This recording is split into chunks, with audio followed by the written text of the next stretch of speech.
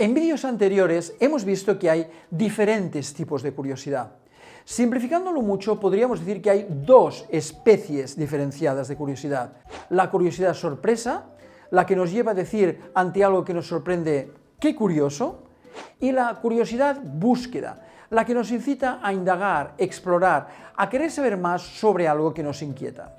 En forma aún más sintética, podríamos decir que tenemos la curiosidad wow, sorpresa, y la curiosidad búsqueda. En los últimos años ha habido distintos esfuerzos para organizar de forma más precisa los diferentes tipos de curiosidad. Uno de los más destacados lo debemos al psicólogo Daniel Berline, que estudió la curiosidad humana en la década de 1950.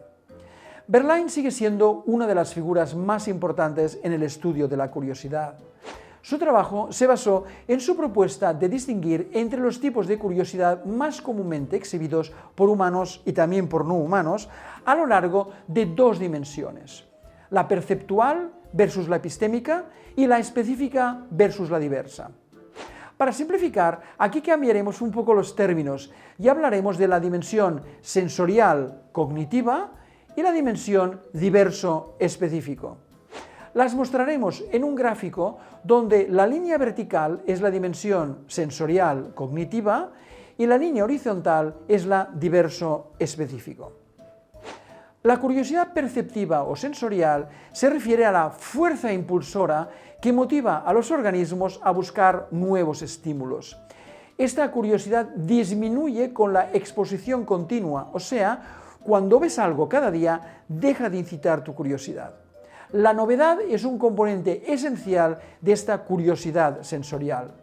Berline propuso que esta curiosidad por lo nuevo era el principal impulsor del comportamiento exploratorio en animales no humanos y potencialmente también en los bebés humanos, así como una posible fuerza impulsora de la exploración de los adultos humanos. Todos experimentamos de forma natural la curiosidad sensorial, que se dispara cuando recibimos un estímulo de algo nuevo. Por ejemplo, durante un viaje a China en 2019, pudimos experimentar que nosotros mismos éramos fuente de curiosidad sensorial para un grupo de niños y niñas en una zona más o menos remota, en las montañas de Leshan, porque seguramente habían visto pocos occidentales en su vida. Frente a esta curiosidad sensorial, Berline propuso la curiosidad cognitiva o epistémica, que describió como un impulso dirigido no solo a obtener acceso a estímulos portadores de información capaces de disipar las incertidumbres del momento, sino también a adquirir conocimiento. O sea, es una curiosidad que persigue poder llegar a entender algo, no solo a disolver una inquietud puntual que podamos tener.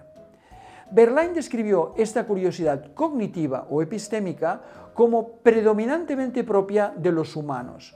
De hecho, propuso que su carácter de búsqueda más allá de lo instantáneo es lo que distinguía la curiosidad de los humanos de la de otras especies.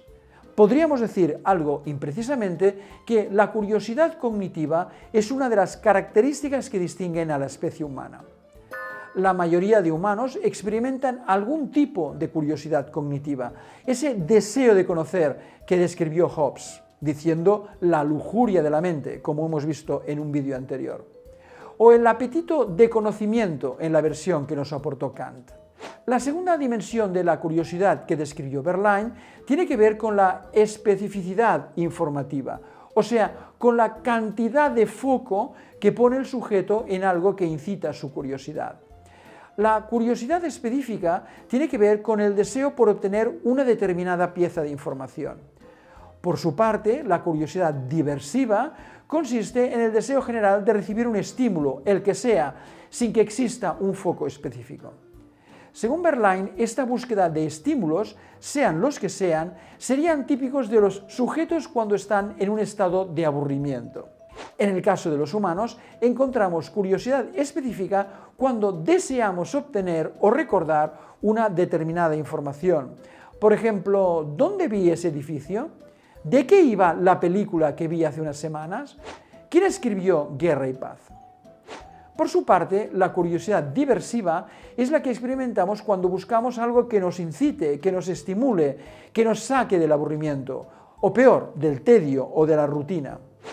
Me acuerdo, por ejemplo, del clamor por recibir imágenes, las que fueran, que me reclamaba un amigo tras su vuelta durante 2 años en una zona bastante remota de África.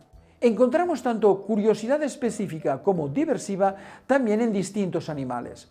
Así, según diferentes estudios que recopilan Kitty Hayden en un artículo síntesis sobre la psicología y la neurociencia de la curiosidad, los monos exhiben una fuerte curiosidad específica cuando resuelven acertijos mecánicos, incluso sin comida ni ningún otro incentivo extrínseco.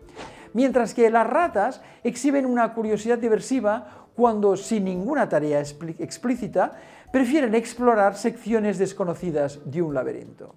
Finalmente, podemos describir, gracias al gráfico, 4 ejemplos de situaciones en que la curiosidad emerge en los humanos. Buscamos estímulos sensoriales diversos cuando estamos aburridos. Nos sumergimos en la curiosidad sensorial específica cuando construimos un puzzle. Nos interesa ver un documental desde la posición cognitiva diversa cuando queremos aprender algo nuevo, lo que sea. Y nos implicamos en la búsqueda de conocimiento desde el cuadrante cognitivo específico cuando nos sumergimos en la investigación científica. En fin, como ya hemos dicho, existen diversas formas de clasificar la curiosidad, pero esta propuesta de Berline, elaborada hace 70 años, todavía resulta bien útil.